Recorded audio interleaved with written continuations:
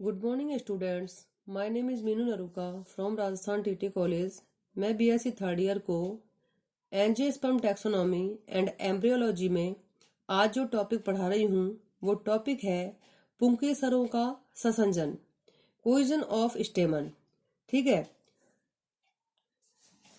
मतलब स्टेमन जो होते हैं, पुंकेसर जो होते हैं, वो उनकी जो व्यवस्था होती है वो किस प्रकार से हो सकती है।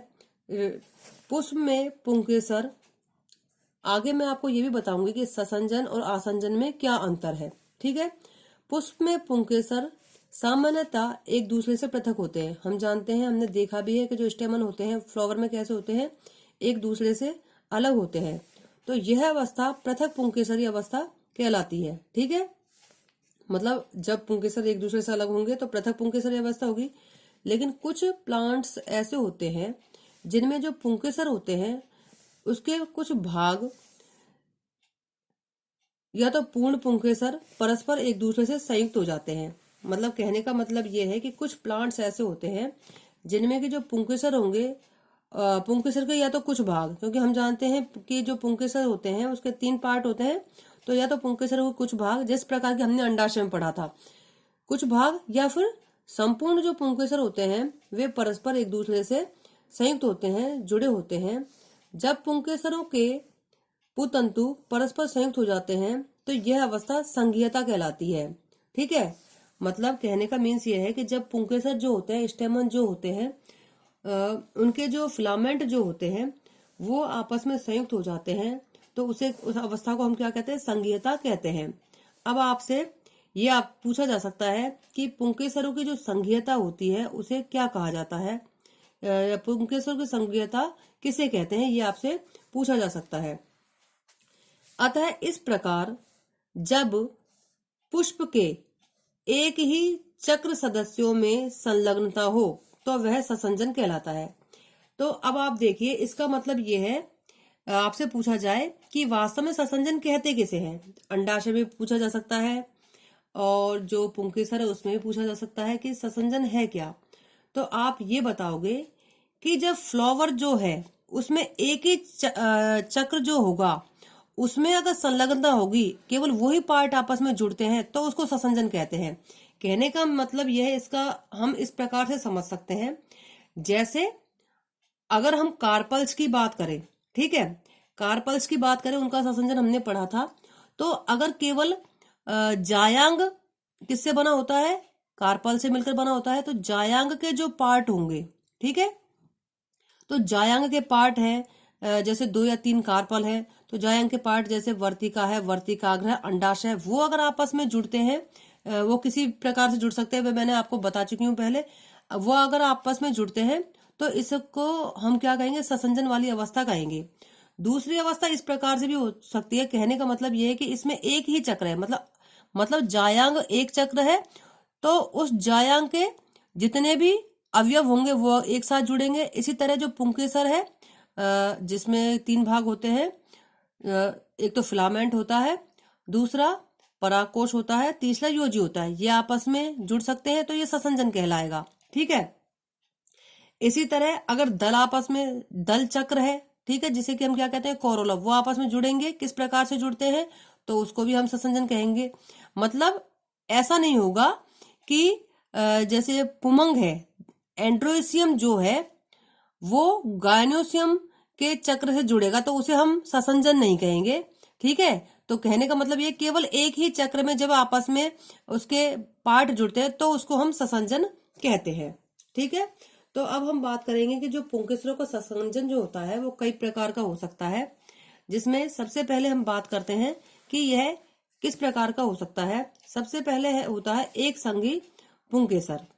एक संघी पुंकेसर, एक संघी पुंकेसर का मतलब होता है जब पुंकेसर के पुतंतु, दैट मीन्स फिलामेंट, संयुक्त होकर एक संघ या नलिका का निर्माण करते हैं, तो उसे एक संघी अवस्था कहते हैं। इसको इस तरीके से समझ सकते हैं कि एक फ्लावर है, उसमें बहुत सारे स्टेमन है, और स्टेमन के जितने भी फिलामेंट होंगे वो आपस में जुड़ जाएंगे और एक ट्यूब का, एक नलिका के समान संरचना का निर्माण करते हैं, तो वो जो अवस्था होती है वह एक संघी पुंकेसर कहलाती है।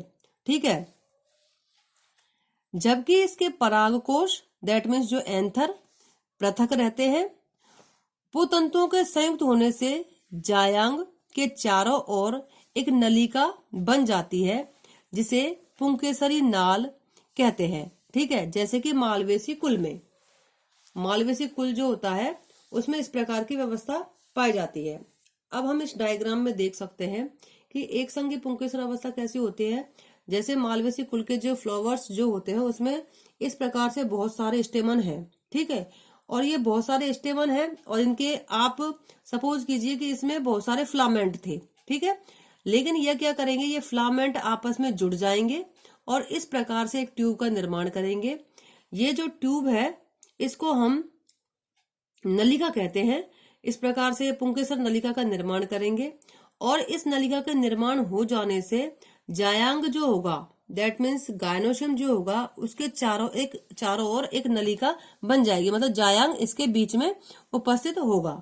तो इस प्रकार की जो स्थिति होती है वो कौन सी होती है, उसे हम एक संघी पुंकेसर कहते हैं, एक संघी पुंकेसरी अवस्था कहते हैं या फिर एक संघी पुंकेसर ससंजन कहते हैं।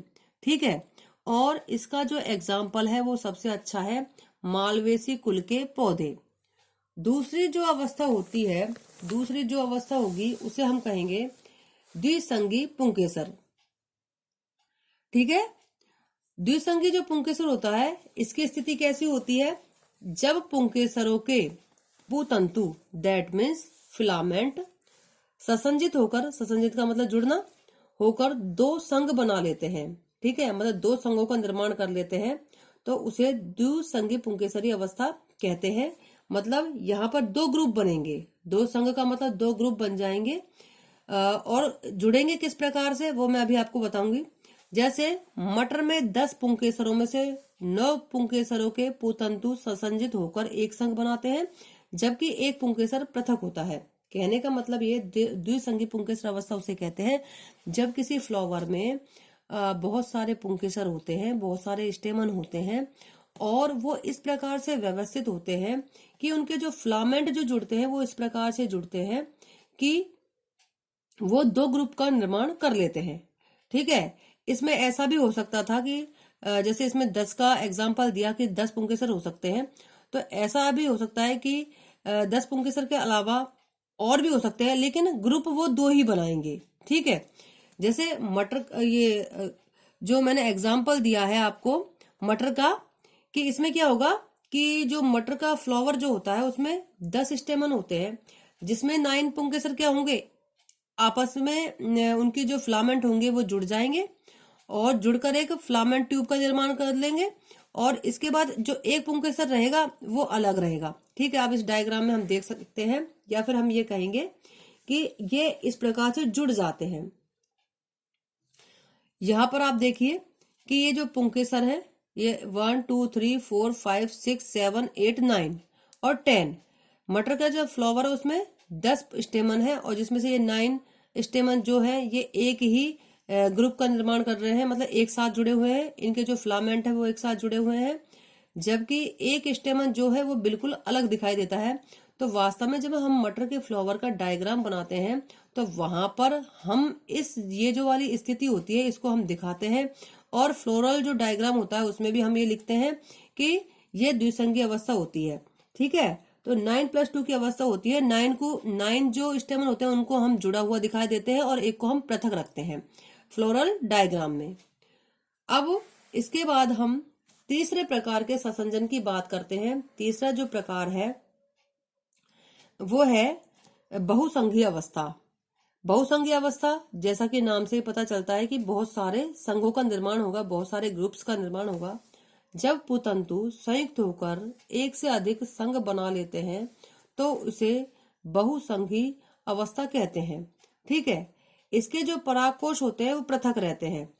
अब आप देख सकते हो नींबू और जो अरंड है वो इसका एग्जाम्पल है। कहने का मीन्स ये है कि यहाँ पर भी वही स्थिति है कि एक फ्लावर है उसमें बहुत सारे स्टेमन है लेकिन ये स्टेमन बहुत सारे होने के बावजूद भी इस प्रकार से जुड़ते हैं कि अलग अलग ग्रुप बनाते हैं, तो इस प्रकार की जो अवस्था होती है उसे बहुसंगी अवस्था कहते हैं।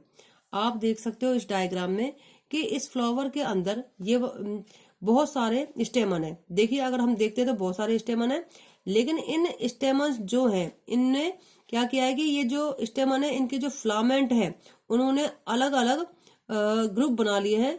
जैसे ये पुंकेसर, कुछ पुंकेसर ये है, इनके जो फिलामेंट है इन्होंने जुड़कर एक ग्रुप बना लिया है। इसी प्रकार अन्य जो स्टेमन है उनके फिलामेंट ने जुड़कर एक संघ बना लिया। तो इस प्रकार से बहुत सारे ग्रुप बन जाते हैं। तो इस प्रकार की जो अवस्था होती है उसे बहुसंगी पुंकेसर अवस्था कहते हैं। और इस प्रकार की जो स्थिति होती है इसको हम नींबू और अरंड में देख सकते हैं। इसके अलावा ससंजन की और स्थिति भी हो सकती है जिसे हम कहते हैं युक्त कोशीय अवस्था। अभी तक हमने देखा कि फिलामेंट जुड़े थे, ठीक है, और संघों का निर्माण किया था, लेकिन युक्त कोशीय अवस्था होगी। इसमें क्या होगा कि जब पुतंतु एक दूसरे से स्वतंत्र रहेंगे, ठीक है। अभी तक हमने तीनों जो टाइप्स है उसमें क्या पढ़ा था कि फिलामेंट आपस में जुड़ेंगे और ग्रुप का निर्माण करेंगे। लेकिन युक्त कोशीय अवस्था, युक्त कोशी, ठीक है, मतलब कोश आपस में जुड़ रहे हैं, लेकिन यहाँ पर फिलामेंट एक दूसरे से स्वतंत्र रहेंगे। जब पुतंतु एक दूसरे से स्वतंत्र रहते हैं किंतु उनके जो पराकोश परस्पर संयुक्त हो जाते हैं, तो यह जो अवस्था होती है इसको युक्त कोशीय अवस्था कहते हैं। नाम से ही पता चलता है युक्त कोशी मतलब जो कोश है, पराकोश है, वो आपस में जुड़े हुए हैं, युक्त हुए हैं, ठीक है, संयुक्त है, ठीक है। तो इस प्रकार की जो अवस्था होती है वो हेलियांथस, सूरजमुखी का फ्लावर जो होता है उसमें देखने को मिलती है। तो अब हम इस डायग्राम में देखेंगे कि यहाँ पर ये जो पुंकेसर है, ठीक है, स्टेमन पुंकेसर है जिसे हम स्टेमन कहते हैं, उनके जो फिलामेंट होते हैं वो तो क्या है एक दूसरे से पृथक है, लेकिन इनके जो पराग कोश है मतलब एंथर है, आप यहाँ पर देख सकते हो एंथर इस प्रकार से हम जानते हैं कि दो लोब में डिवाइड रहते हैं। तो इस प्रकार से जो ये जितने भी परागकोश जो होंगे ये आपस में जुड़े हुए रहते हैं। तो ये युक्त कोशीय अवस्था कहलाती है, ठीक है। ये एक अलग टाइप था। एग्जाम्पल है इसका हेलियांथस, सूरजमुखी का फ्लावर। अब इसके बाद एक अलग अवस्था आती है, अलग प्रकार का ससंजन होता है, उसको हम बोलते हैं सुपुंगी। तो यदि पुंकेसरों के पुतंतु तथा पराकोश दोनों ही अपनी पूरी लंबाई में संयुक्त हो जाते हैं तो यह अवस्था जो होती है सपुंगी अवस्था कहलाती है। अब आप देखिए कि यहाँ पर जो फिलामेंट थे वो भी और जो एंथर है वो भी अपनी पूरी लंबाई में जुड़ जाते हैं। तो इस प्रकार की जो अवस्था होती है उसे सपुंगी अवस्था कहते हैं। तो इस प्रकार हमने देखा कि फ्लावर में एक ही चक्र, दैट मीन्स जो पुमंग जो होता है जिसे कि हम एंड्रोसियम कहते हैं, उसके जो पुंकेसर जो होते हैं वो आपस में किस प्रकार से जुड़ते हैं और अलग अलग उनकी जुड़ने की व्यवस्था होती है। इस प्रकार पुंकेसरों का ससंजन किस प्रकार से होता है ये हमने पढ़ा। आज के लिए बस इतना ही, आगे हम कल पढ़ेंगे। Thank you.